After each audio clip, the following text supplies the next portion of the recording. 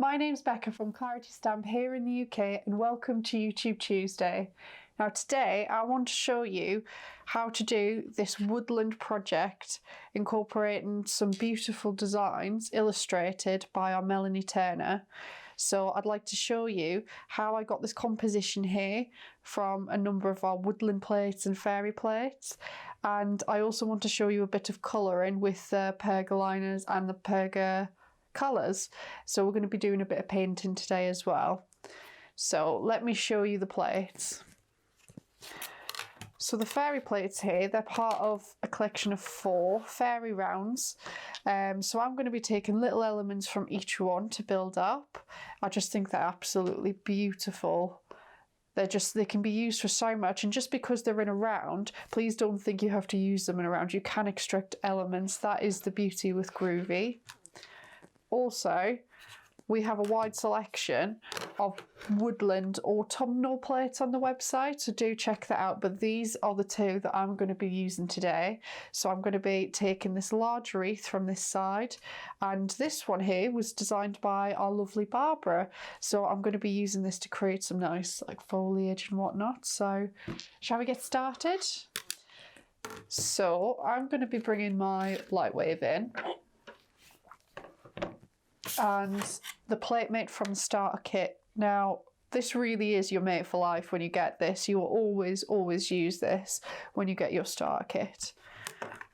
So I'm going to start with this plate here. Turn it the right way, that would help Becca. And I'm going to attach my parchment with some Groovi tabs.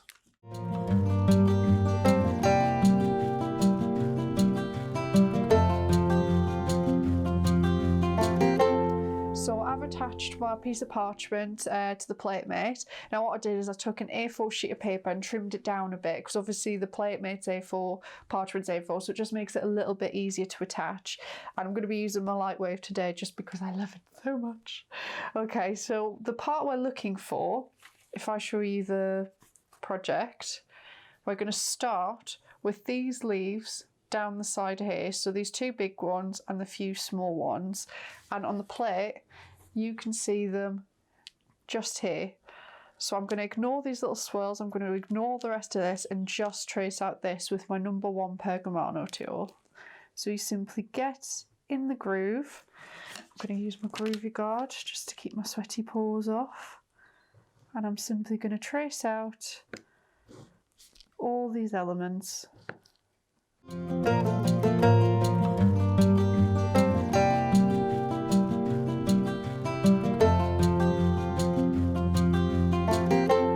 So there we are.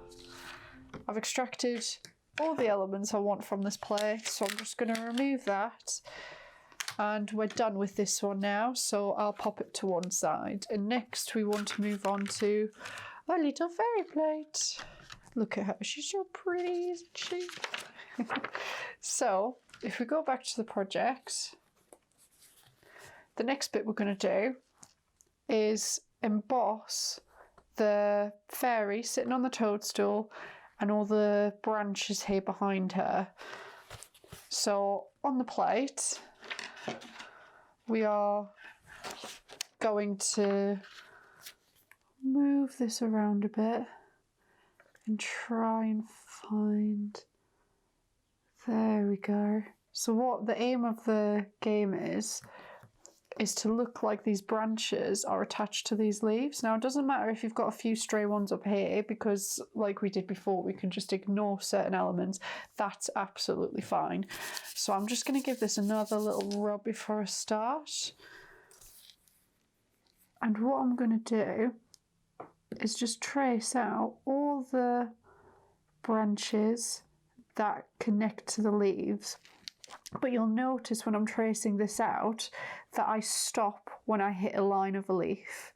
So I don't trace over, even though the groove continues, I stop at the line. So I'm just taking elements and almost creating like layers or an illusion. The beautiful thing is about Groovi is that it's not just what you see on a plate that you can use. You know, you can take whatever you like from it and almost become your very own artist, your very own designer.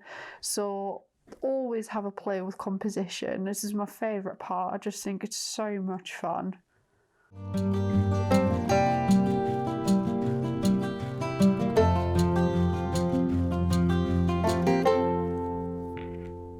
Right, there we go. I think I've got it. Oh yeah. Oh yeah, she says. Oh, you know when you do your own artwork and then you sort of a little bit impressed sometimes and you're like, oh, that's really good. Well, not really good. We're getting...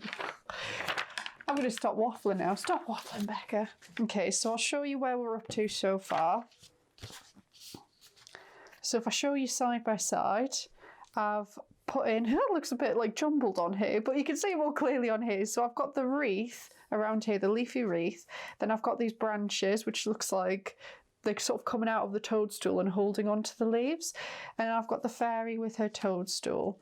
So the next thing I do is add the sentiment here, because after I add the sentiment, that will give me a clearer indication of where to put my rectangular frame. Can you see that I've got a frame here? Just come out at the end of it's hidden underneath the flowers, but we'll do this bit next and then I'll show you how to wrap the frame around. So I'm going to move on to my other woodland plate. I love this sentiment so much. The earth has music for those who listen. Oh, I just love it. So what I need, or what I need is, I want her to almost be looking at the sentiment, looking up at it. So I'm just going to position it so it looks like she's looking at it. And I'm going to get in the groove and trace out again. There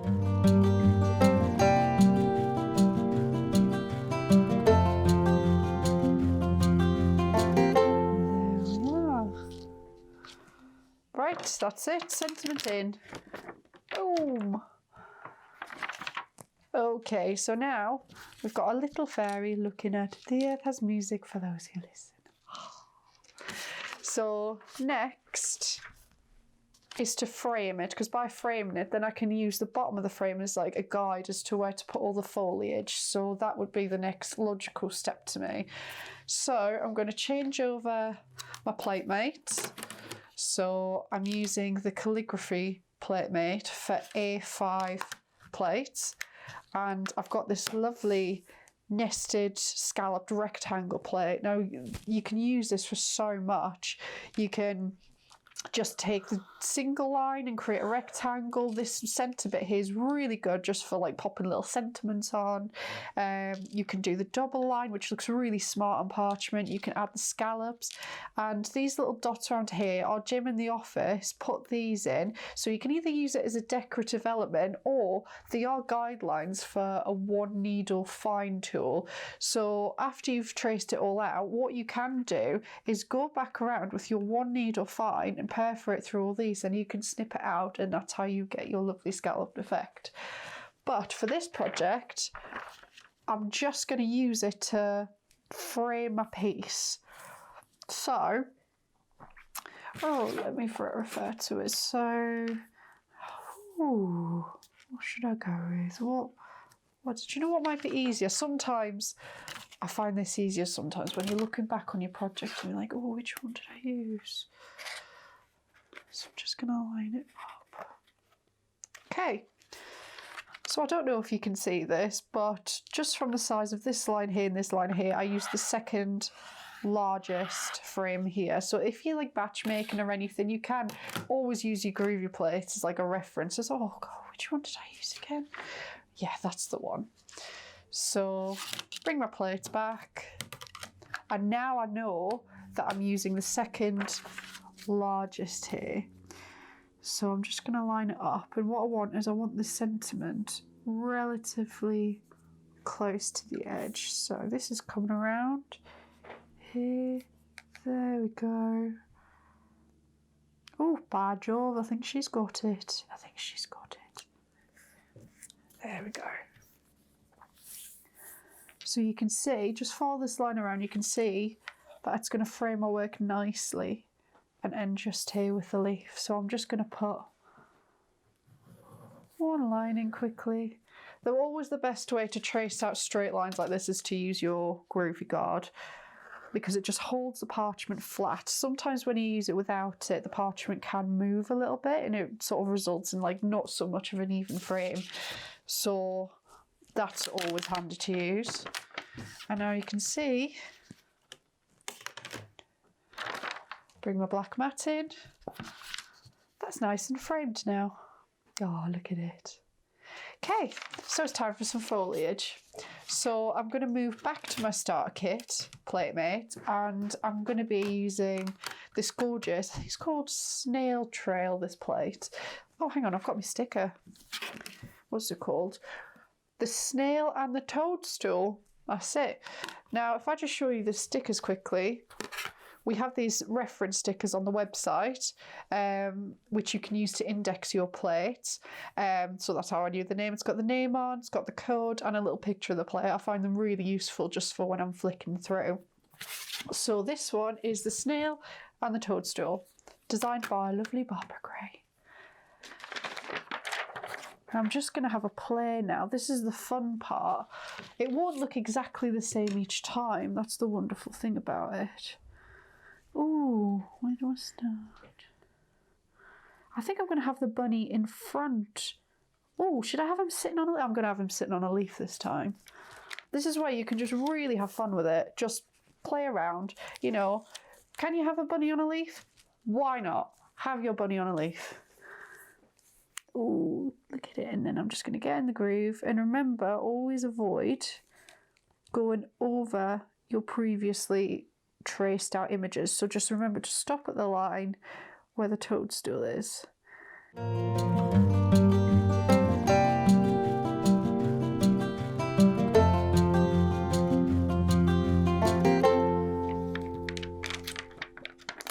So there we are. We have our bunny sitting on a leaf. Now you can see here that the end of the toadstool, oh actually let's get this out the way with and you can see it properly. So the end of the toadstool and the bunny's foot, if you look at the plate that I got these from, you can see that the bunny's foot just stops right before you hit the circle and the stem of this stops right before you hit the circle. So all you need to do to put that in is bring in your pink mat. This mat is so forgiving, I highly recommend, because I'm so heavy-handed. I'm like a bull in a china shop when it comes to the softer mats. So all you do on this lovely pink mat is draw in the end of the toadstool. Now I can see here the other side comes behind this leaf, but as there's a bit of a frame here, I'm just going to draw in the bottom of that. There we go, and the bunny's foot as well. There you go. It is as simple as that. Just don't put too much pressure on. You'll be surprised as to how little pressure you need to actually make that look effective. But now we have the bunny sitting on a leaf, which really amuses me. So now I'm just going to have a play around and get the rest of the foliage in. It is as simple as that. So I'm using, still with the same plate, and I'm going to line it up with the bottom now. And I'm just going to trace along and put the rest of this in.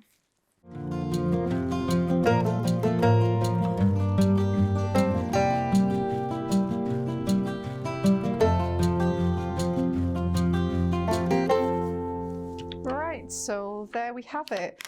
I've just traced out all the foliage from this plate. So I just used all the little elements down the end here, and I have changed it up a bit from the other one because I was just having fun. This time I wanted a snail in. I love Mr. Snail. There he is. Mr. Bunny sitting on a leaf and Mr. Snail, welcome to my brain. So let's compare to the other project. I've mixed it up a little bit on this one. I've added some acorns and leaves in the corner. This time I've got a snail. I've got a bunny jumping on this one, whereas this one I've got the bunny sitting on the leaf, you know.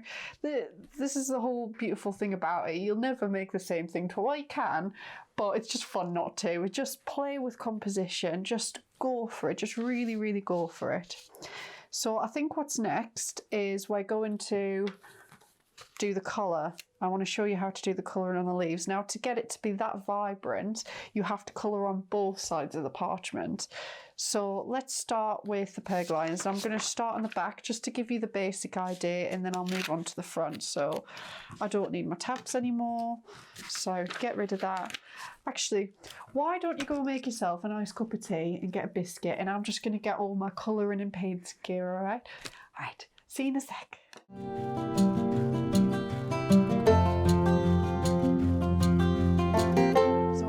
Yourself a nice cup of strong Yorkshire brew.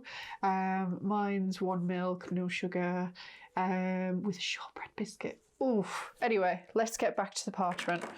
So I'm going to start by painting the colour on, just like a nice base layer, then you add the texture with the pencils later. So I'm going to be using Perga colours for these. Now these are water-based markers, very, very nice. I do really like working with these. And they have two ends. They have a very fine nib here, which you can use to get into really tight areas. You'll be surprised how tight you can go with these. And on the other end, you've got a bullet nib, which you can use for more just if you just want to lay down colour or just scribble it onto a palette before you paint and whatnot. So I've just picked out a selection of like browns, reds, yellows. Oh, have I got another red in there? Oh, I do. I've got a nice dark red in here as well. So these are the colours that I'm going to be working with to create the colour on the leaves. So I'm going to be using my Groovi Guard as a palette. And all I'm going to do is scribble some colour using the thicker end of each of the nibs.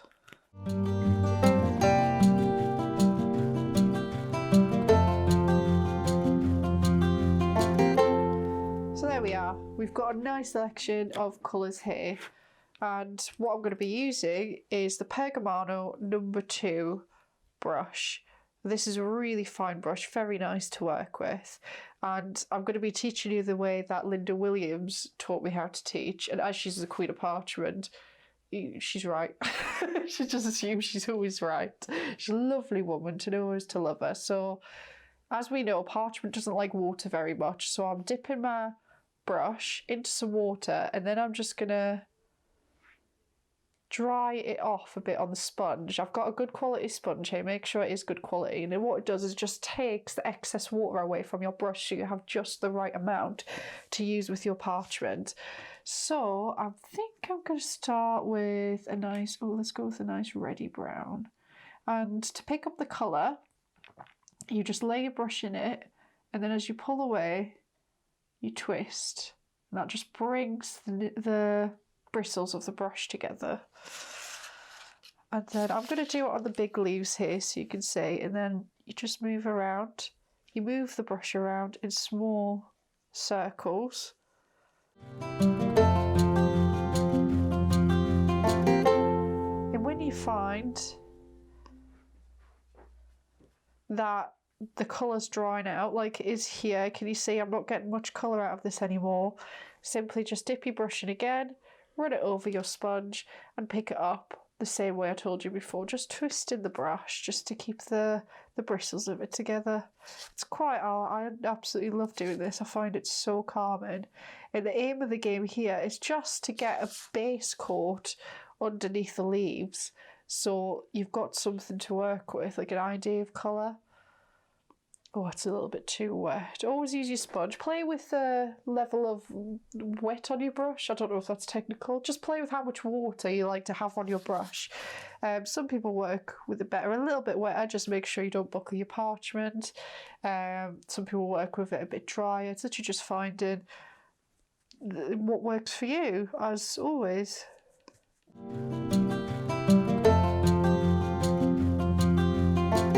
So now I've got a nice layer of brown on there. A nice layer of brown. It is a nice colour, I promise you. And because I'm going for autumnal colours, even though it's spring at the time of filming this, I do like my autumn colours. So I'm just going to pick up a dark red, start blending that in. And if you think, oh, that's a bit strong. Don't worry about it. It's watercolour. You know, you can always blend it out. You can always add a bit more water, blend it out. And don't forget, this is just a base coat as well. So we're going to be building this up through, you know, layers of painting. You can use the perga liners, which we're going to be doing in a bit. The pencils just to put in a bit of texture. But all you're after is a simple base coat. Now this for me here is a little bit too red, so what I'm going to do is go back in with a slightly darker brown and just mix it in. Oh yeah, that looks better, doesn't it? Oh yeah, definitely. So I'm going to add an extra layer of brown over here, just mix in that colour.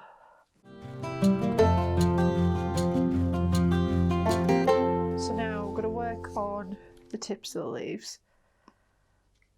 And if you look on the original project, you'll see that it sort of blends from like a nice browny red out to like an orange. So I achieved this by putting yellow on, and as we know, orange and red makes yellow.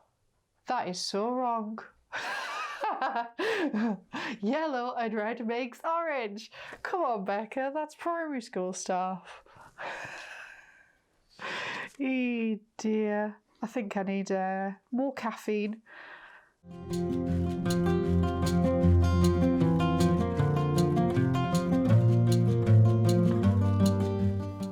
So what I'm doing here is just blending out the colours a bit and trying to make it a little bit more seamless. So can you see?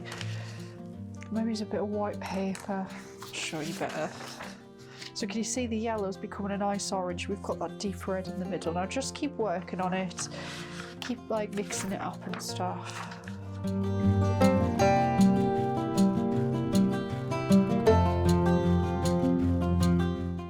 So there we have it. We've got a nice base coat there to work with. So I'll show you on a bit of white.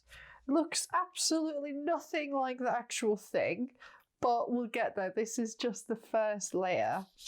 So what I'm going to do now is I'm just going to park these here for a second, and I'm going to move over to my pergoliner pencils.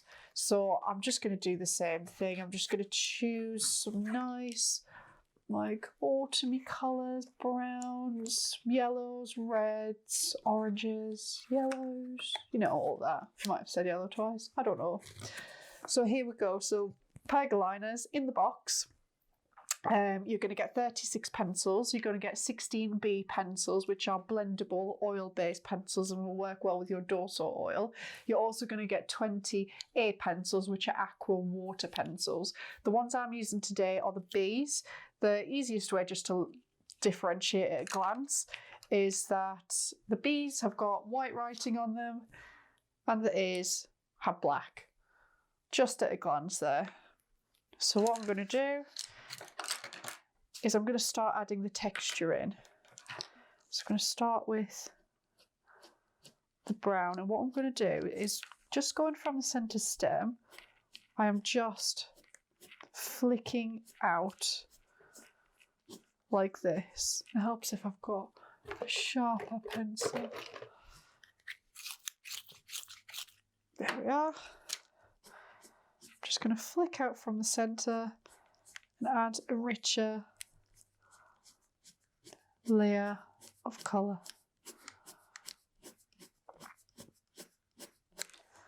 Then from the outside, I'm going to go with the yellow and flick inwards. And you'll find when you flick two colours towards each other, they'll blend really nicely in the middle.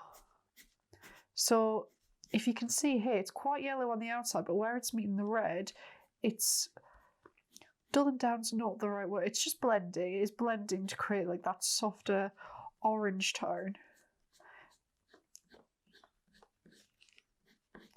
So there we are. And what I'm going to do is I'm going to use a dark brown. You can see one of my favourite pencils. Look how tiny it is. I use it so much. This is the length of a normal burger line, and this is the length of a very well-loved burger line. So I'm going to add a little bit more brown. and just keep using the flicking, because you find with the flicking in pencil, it just adds a little bit of texture to the leaf. Like leaves are so like detailed and whatnot. You can tell the difference between this side and that side immediately. So whereas you were probably looking at that before going, oh, what a mess, what is she doing? As soon as you add the pencils on, you know, it completely adds the texture and changes the look of the leaf. This is simply just a base coat on, like nothing else, just a base coat. So now I've shown you how to do this side, I'm just going to quickly do the other side.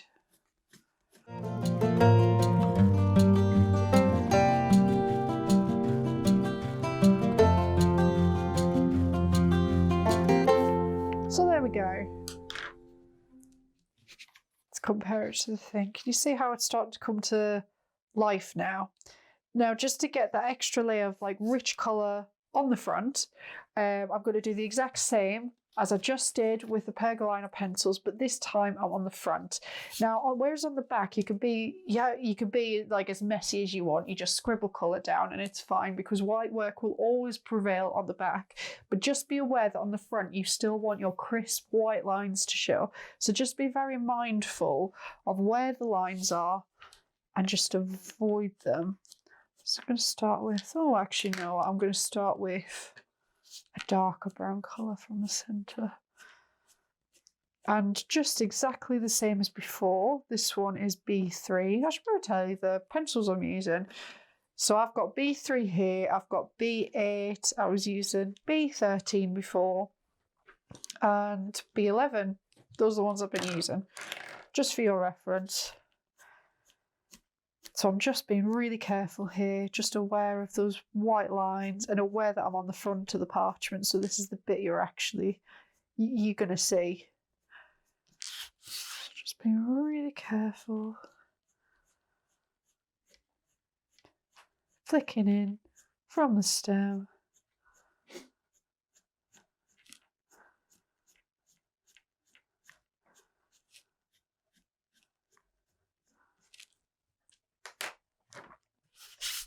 And flicking back on the inside. Now, with B pencils, you can use dorsal oil and a blending nib to smooth the colour out, but because I want the texture, I'm just going to leave the pencil lines exactly as they are.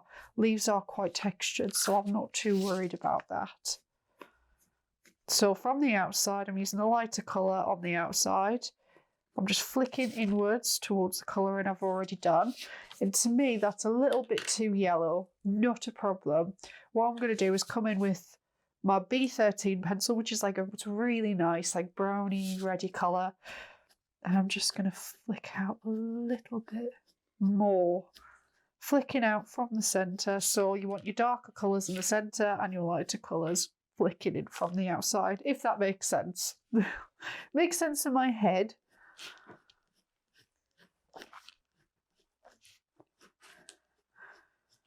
And you want your pencils to be really sharp for this, because you want the nice lined texture.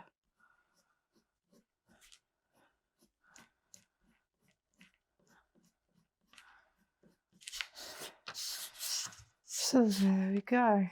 Oh, a little bit more here. A bit more yellow on the outside just to make it a bit more orangey. There we go. I'm quite pleased with that. Yeah, I'm quite pleased with that. So on the original one, it's a little bit more reddy, a little bit more orange. And this one I've sort of opted for like a lighter yellowy orange and a bit more of a browny red. So, oh, I quite like the effect of both. But you just literally just have a play. Colouring is nothing to be afraid of. You just pick up a pencil and just go for it. It's just a piece of parchment at the end of the day. So, but if you don't want to just jump into it straight onto your main project, you know, try a bit of scrap. Just trace out this leaf on a bit of scrap parchment. So right at the beginning, when I said I'd trim this down, use the edges just to practice your colouring, just to practice your painting and find what works for you and what you're happy with. Now, instead of like boring you watching me do all the colouring of the leaves, I'm just going to move on to the next step just to show you different techniques. So what I'm going to do now is I'm going to do the skin tone here on this fairy. Now I did use my aqua pencils on this. And that's the beauty of the Pergoline, is even though these are water-based, you can still use them to mix with the bee pencils as well. Just like dry mixing them together, it's not a problem. So these are the 3 colours that I use for skin tones. So I've got B12, which is a blendable pencil. I've got A18 aqua pencil and A10 another aqua pencil. And I'm going to start on the back. So in my mind's eye, the light is coming from this side over here. This is where the light would be in my mind. So what we're aiming for is to have like light and shade. So you want the shade to be under a leg and you want the light to be on top. Same with her arm. You want the dark to be under, light on top and whatnot. So I'm going to just lay down some of the dark just to start with, and you want to go really lightly on this because you want to build it up. So just lightly putting a layer of the darkest colour, which is my B12, just on the areas where you want the shade to be. So on her face it would be her neck down here. Then this is your light, the A10. So I'm just going to add this on the areas of her where I think the light is going to be hitting her skin. And then finally I'm going to use A18 and just blend it all together. I think she's had a bit of a tan. It looks like she's been to one of them tanning shops, doesn't it? Just don't worry about it. You can keep mixing, keep overlaying. The trick is to go light with pencils because you don't want to create a wax seal. If you press hard, straight away you create a wax seal over the colour and you won't be able to colour anymore. So the lighter you go, the more you can blend, the more you can mix colours. So I've mixed it together with the A18, but because I don't really want her to have an orange tan, I'm going over the top with my A10 pencil. And this is just going to brighten up the skin a little.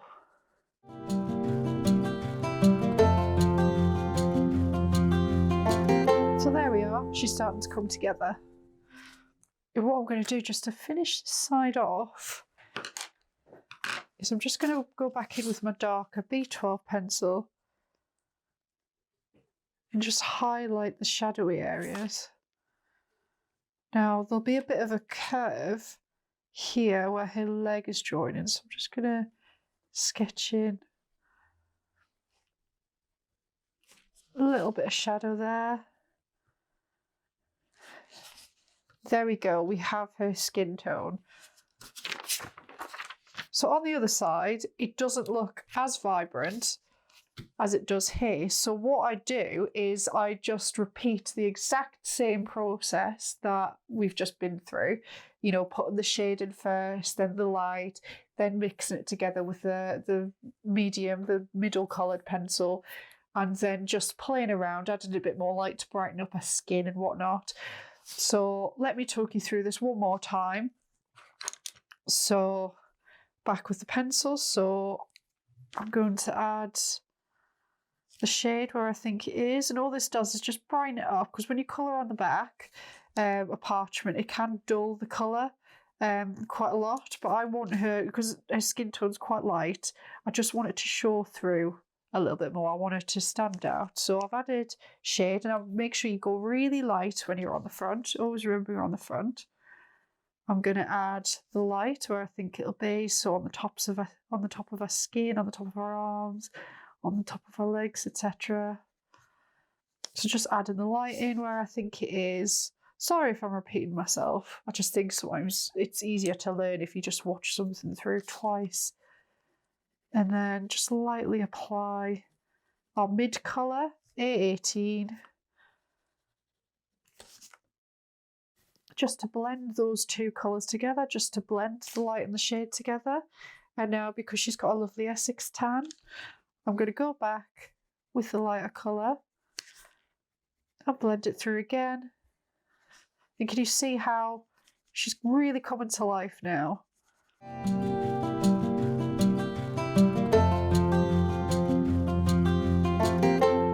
And then again, the final last step is just emphasising them shadows, just because I think it looks quite nice. So quickly draw them in. There we have it. Our little fairies just come to life. So there we are. We have the skin colour. So like I said before, just because I'm using a mixture of A and B pencils doesn't mean you can't blend them. When you dry blend them together, they do look quite nice. See, this is the sort of thing you can achieve by mixing them both. So how I coloured in the rest of the project, because I don't think you want to sit there and watch me colour all day, is that I just solidly coloured in these branches with a B3 pencil. And then what I did is I used an assortment of yellows, reds, greens, like deep purples for the berries. And I just like dry blended them all together. There was a couple on the toadstools. I did use some dorsal oil, but you get to see how that's used in another video. But just for the sake of showing you more techniques, I'm going to move on to the next step. So what we want to do is cut out in between these branches here. You can see here there's a lot of cut work. Freehand perforating is one of my favourite things to do. So what I'm going to do is I'm going to bring in my mat. So I've got my super foam mat here, which is 1 centimetre thick white foam. You can use it on your light wave if you're pacing, if you have problems with your eyes, or it's just more comfortable to use. But what I'm doing is I'm going to put my Pico foam on the top so it's black and I can see through. So you've got the depth from the super foam and you've got the black, so you can see your project clearly on top. And I'm going to use the Pergamano 2 needle bold. I prefer this to the 2 needle fine personally. They're both beautiful. They both have their different uses. The reason I like my bold is because the bold one produces just slightly larger picos because the holes are a bit larger, and I just like it when the picos are emphasised and you can just see that detail.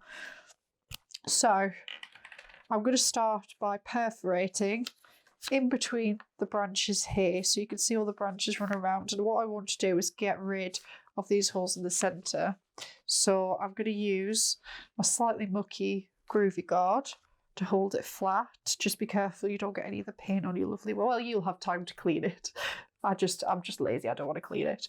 So what you do is you start by making 2 holes. Now you just push the needles in to about halfway down.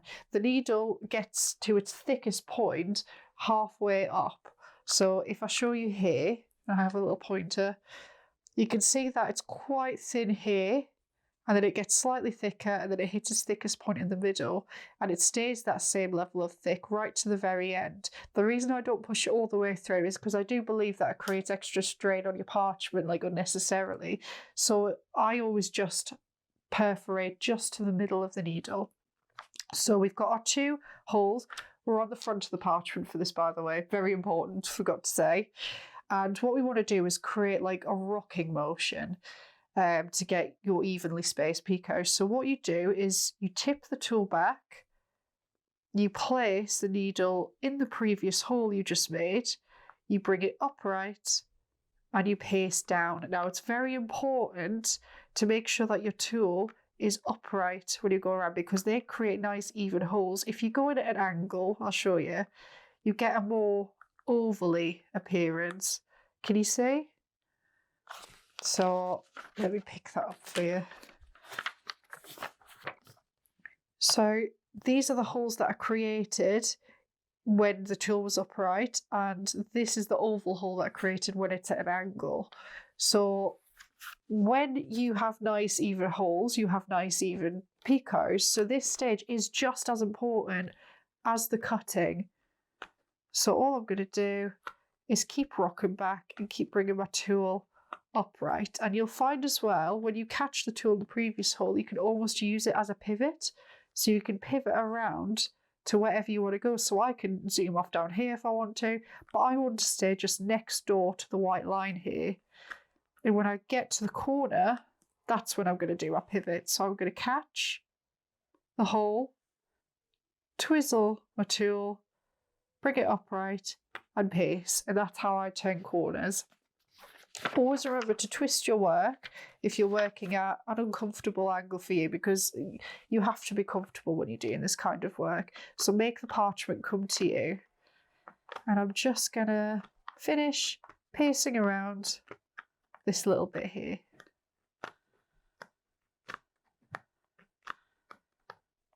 Right, there we go. That's the beauty of the 2 needle tool. You get nice even holes all the way around. I do like it a lot.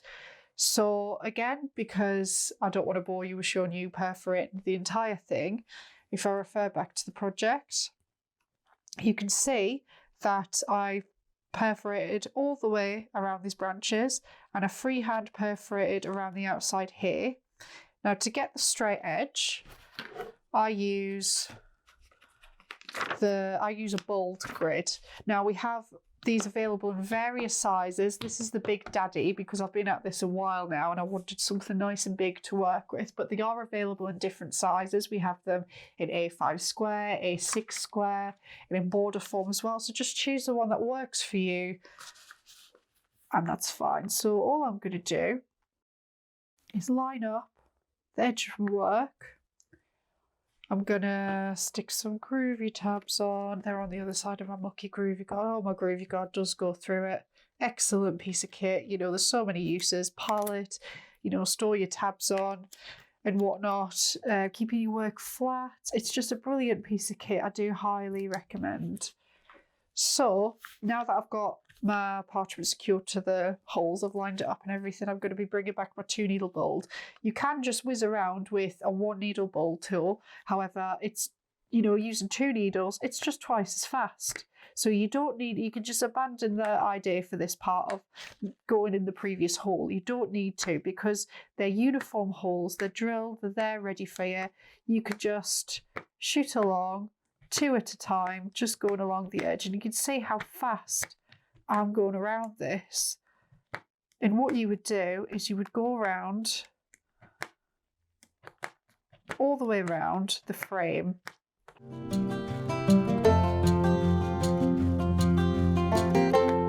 So there we go, we've got one side done. Oh, these grids are fantastic. I'll just show you how even the holes are. They're just so uniform and so handy, these grids, and you, like I say, you could just absolutely whiz around. You really can. It's so fast. It's so quick. So I'm going to remove my tabs and I'll show you a little bit of pico cutting before I move on to the finishing touches, let's say. So where are my scissors? They're in my lovely bag here somewhere. I do love this bag. There we go. I got this cute little case from her, Glynis Whitehead on the design team. Lovely lady, so kind of her. She got one for all the design team just to keep our snips in nice and safe. So thank you, Glynis. Okay, so I'm going to be using the exclusive scissors today. I do have them all here. So these are the exclusives. I have the ring locks here too. And in my case somewhere, I have my trusty snips. Now, the difference between these, you know, it's just what works best for you. It is as simple as that. So you've got the exclusives here, which are like always the budget ones. It's the ones that most people start out with because the price is a little bit lower. However, these are still my favourites and still my go-tos, and I find I produce the best picos with these. But alternatively, there are ring lock scissors, and the only real difference is that they have larger holes to put your fingers through, so perhaps that might be a little bit more comfortable for you. Or there's the Perga cutters, which are like tweezers. So rather than using scissors,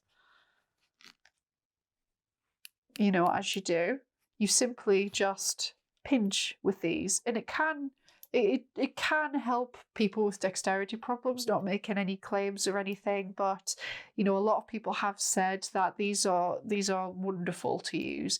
You know, they can take the pressure off. So those are your tools. or your weapons. My weapon of choice, as I said before, is the exclusive scissors. So I lent a cut again from Linda Williams because I was struggling with it, and she said, why don't you try it this way instead? So how I do it is I've got my blades pointing upwards. I put my thumb and my index finger through the holes like that, and I just use my other fingers to support. So what you do is you put the very, very tips of your scissors in. Your parchment scissors are at the sharpest at their tips. You don't need to go in further than that. It's literally the tiniest bit. And then you bring them down. Then you twist over. You don't twist like this. You twist over. And then you snip. So in, down, twist, snip. In, down, twist, snip. In, down, twist, snip. Now when you get used to this, you can whiz along the edges, but when you're first learning, you almost have to train like your muscle memory to get used to it. So really slow it down. So say to yourself, in, down, twist, then snip.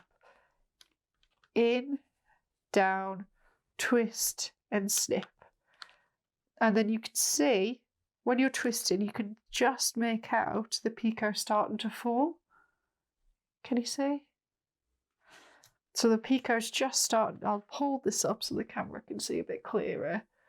So when you twist, you can almost see the triangle, and that's when you know you're ready to snip. So bring this down and snip. Now I'm just going to whiz along and do a few here so you can see the finished result.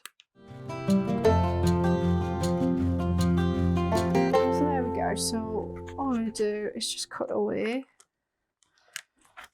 the excess parchment, and there we have a little picot. So after you perforate, freehand perforate all the way around this area, and you use the grids around this area, you just picot cut out just like that. You know, take your time with it, enjoy it. I find picot cutting quite an enjoyable experience. Of course, if you're not comfortable with picot cutting, you can just trim your project down and mount it up like that. So now I want to show you how I did the wings on our little fairy here. So I don't know if the camera can pick it up, but can you see there's a little glimmer? So there's like a really subtle glimmer on the base of the wings, and I've got these like finer, more vibrant pieces of glitter. So I'm going to show you how to do that. It's really quick, it's really easy. So what I need is my trusty Wink of Stella pen. Let's give that a shake. And all I'm going to do, I'll just test it on the side here because this is a water-based pen. Just test it on the side and make sure it's not too wet. That looks fine to me. Just always go with caution when you're using water on parchment in case it buckles. So simply, I'm just going to add a layer of sparkle down on the wings. I'm just going to scribble it down, making sure I don't go over the lines too much. But I find Wink of Stella is quite a really nice subtle, so it doesn't matter if you go over a little bit. So when that dries, that'll have a nice sheen to it. And then what I need now is the Paga glitters. I am by no means a glittery person. However, I just love the effect of these. It's so subtle, so pretty. They're gorgeous. So it comes in this really lovely carry case, and you get hint of blue, hint of green, hint of pink, hint of silver, hint of gold, and a hint of copper. Now, I think I'm going to go for the hint of silver today. Now, these pots last absolutely ages. I must have had mine for a year and a half, 2 years-ish, or something, and it's still going strong. So what I need to do this job is my Pergamano sticky ink. Really tacky, this stuff. You can put it on and leave it for like quite a while. Like I think someone walked away from it for an hour once and it still came back and it was still tacky. So what I'm going to need is a mapping pen. So I'll get my nibs out. I'm just going to pop a new nib in the hole. When you get the mapping pen, you'll find that it looks a bit like that, and you think, oh, what am I going to do with that? It's fine. It's just to protect the sharp end. You just pull it out and pop it in. There you have your mapping pen. So what I'm going to do is just dip this in the sticky ink. Now you just want to dip it up to the hole. There's a hole in the front of your mapping pen, so you just dip it just to the top of that. And then you just get on your project, and all I'm going to do is draw some fine lines coming off her wings, because this is where the glitter's going to go. This is like the more blingy detail here that I'm doing. It's just some really fine lines. You can see how thin the ink is when it's coming off the mapping pen. I mean, you can control it entirely, like to pool it, just hold it for a bit longer, and you'll see that starts to pool a bit. Oh, I need some more ink on there. There we go. Mine's a bit bubbly. So there you go. Can you see I'm pooling it by just holding it down? But you could also get as fine as that as well. You know, just have a play, have a bit of an experiment and whatnot. So I'm just going to continue to draw these nice fine lines on her wings. There we go. That's what I want. Now you want to get this in water when you finish with it, otherwise it will make your nib really sticky. Always just keep one nib aside just for doing sticky ink. That's the best way I find. And what I'm going to do is just blot the blob I just made on the corner so I don't get my work area all messy. So, glitter time! So a bit of copy paper underneath. And all I'm going to do is sprinkle some over the sticky ink, just over the areas that you make. Pick up your work, don't blow on it because you might get a little bit of spit on it. It doesn't like water or moisture, as we know, so just flick it from behind. That's it, just put that to one side. And look, absolutely no waste whatsoever. Just putting it back in the pot. And because it's anti-static, the pot it's in is anti-static, look how little glitter there is left on this. There is some, but there's just not a lot at all. That's what I really like about it. You don't waste much at all. So I'm going to close that up. I'm going to close both these up before there's an accident. I'm quite accident prone. And then here we are. I'll show you the effect. Now you see how subtle that is. There is a bit of silver in there, but it's more like, it's just like little fairy lights. Like little fairy lights rather than like blingy Christmas lights, if you know what I mean. Just the comparison, so subtle, so beautiful and so lovely. I can't recommend these glitters enough. So I'll just talk you through the final stages of this. So we've done the colouring. I've shown you how to do the colouring. I've shown you how to, well, actually, I showed you the colouring after. I didn't just colour onto a blank bit of parchment, did I? So we've seen how to do this composition. I've shown you how to do the colour. We've done painting with perga colours. Added the perga liners on top, shown you how these work together.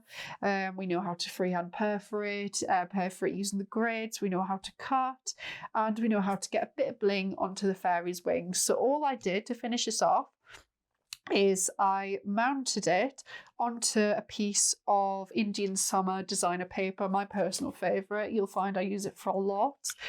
And I attached it using this Crafter's Companion glue runner. Now the good thing about this is that you can apply this to the areas, the coloured areas, and because you coloured it quite heavily, you don't see the adhesive through the parchment. So that's how I attached that. Mounted it onto white craft card, and then I just embellished it using these paper flowers, which are, we do them in blue, we do them in pink, and we do them in green. I think this is sage green, blossom pink. Oh, bluebell blue. That's it, bluebell blue. Do I get a prize for that? Okie doke. So that is how we finish this project off. So I really hope you've enjoyed this project today. Barbara blogs every single day. So head on over to our blog for lots more inspiration. It's www.barbaragrayblog.com. If you like anything that I've used on today's YouTube, head over to our website www.claritystamp.com, where all the items will be there ready for you to peruse. We also have an ingredients list attached to the description of this video, so you can see everything that I've used today.